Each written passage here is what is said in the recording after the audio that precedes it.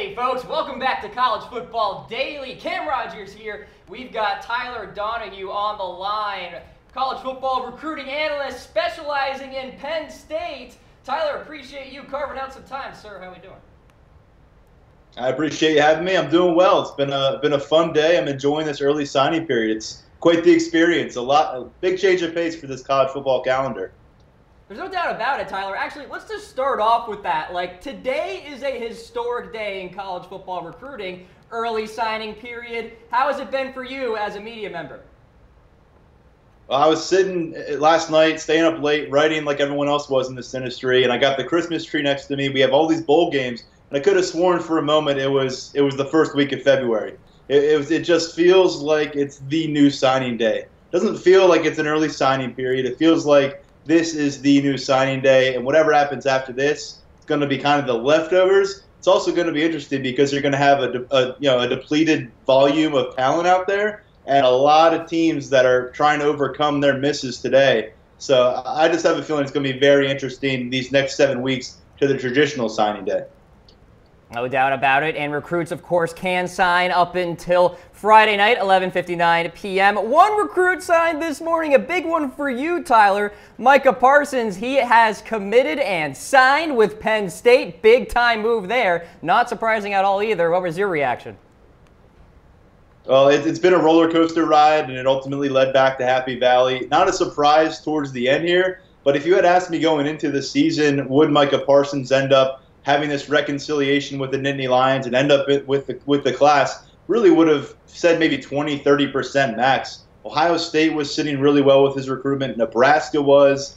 And then I thought Georgia did a really nice job making a late push, as did Oklahoma. But ultimately, I just think the history, the longevity of this recruitment, because they offered Micah Parsons when he was a freshman to get him in the Nittany Lions uniform and now enrolling in just a few weeks. Major change in the dynamics, but yeah, not surprising this morning, but surprising based on the last 3 months, 4 months span.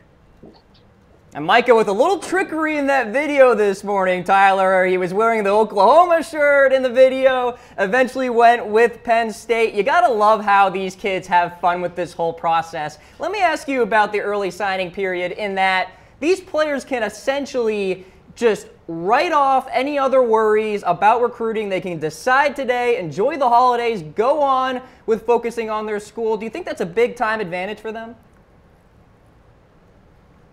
Yeah, and I think by the end of this process, Coach Franklin, James Franklin mentioned it at his press conference, these recruitments are so long anymore. They start so early as sophomores, as freshmen. By the time you get to this point, how much more can you check in on a player? How many more questions need to be answered? If you know where you want to go to school and you're firm in that decision and your family's firm, what are you waiting for? What's the hesitation for? I think it's really nice where they can get it off their shoulders. And as a coaching staff, now they can really transition their focus to the few remaining pieces that they want to target before National Signing Day in February or for the remainder of this early signing period. But yeah, for the few who chose not to commit or not to sign during this week, it's going to be really interesting because I think it's going to be an absolute frenzy, and I think it's going to be more hectic than we've ever seen leading up to the final push here for these top recruits. Hey, us media people love chaos. It has been chaos on day one, no doubt about it. It's not just about Micah, though, Tyler. Of course, Penn State having a really good recruiting season overall. They're highly ranked. They're doing a pretty good job. Let's talk about the landscape of the Big Ten now. Penn State trying to keep pace with the Ohio States of the world. So looking ahead here to 2018, if you will, how are they stacking up?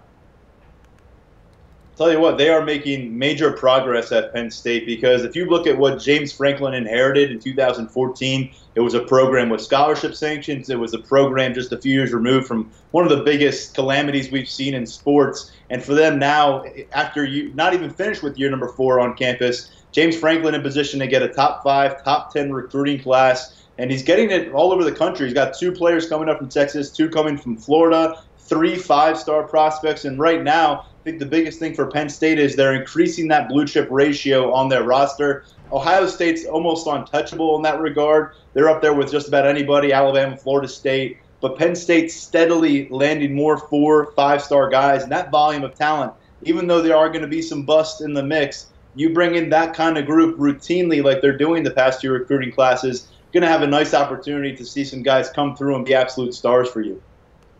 You know, Tyler, with this new early signing period, I feel like there's an opportunity here for coaches and players, respectively, to kind of show their hand but not commit all the way. You know what I mean? Like a player, for instance, could commit and then plan on signing today but doesn't actually do that, which gives the coaches kind of, okay, maybe he's having second thoughts here. So this whole new dynamic about the early signing period adds a lot of drama now, and it almost can like extend to the normal period as well. It's almost a drawn-out type of movie in a sense.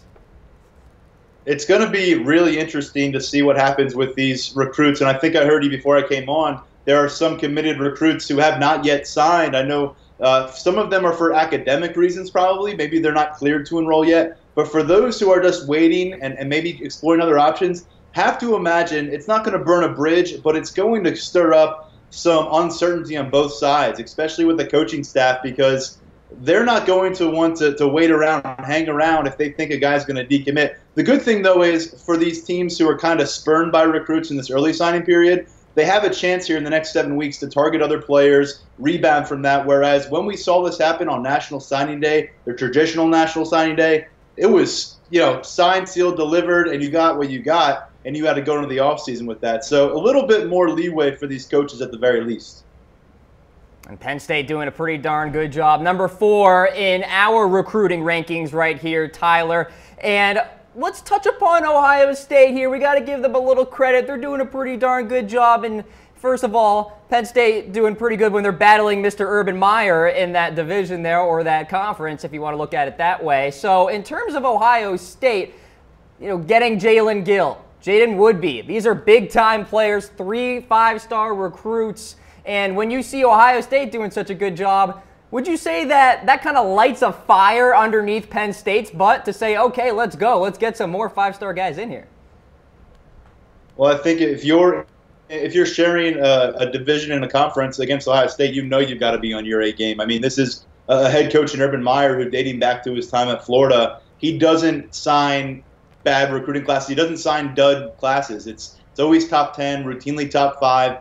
This year, vying for the number 1 spot as well. He knows he can pluck players from all over the country. So regardless of what's going on at Ohio State, they're going to bring a lot of talent and athleticism to the field. Penn State had them on the ropes this year. They were up by 15 points in the second half. If they win that game, who knows what happens the rest of the way for Penn State with the college football playoff picture. But Ohio State, their talent shone through towards the end. They made that late charge. And an interesting day for Ohio State, though, the fact that they miss on Jackson Carman, who I've been told by several people is the best offensive lineman to come out of Ohio since Orlando Pace, who was the number 1 pick in the NFL. So that's high praise. That's a big loss. And then Emory Jones, their quarterback, bolts for Florida. And we'll see what happens with Jaden Woodby. There's been some concern about that. I don't know if he signed, if I might have missed that. But not necessarily the kind of great close we're accustomed to at Ohio State, but they've had so much goodwill built up with this recruiting class, stockpiling talent, that there's not much to worry about. They have a lot of depth,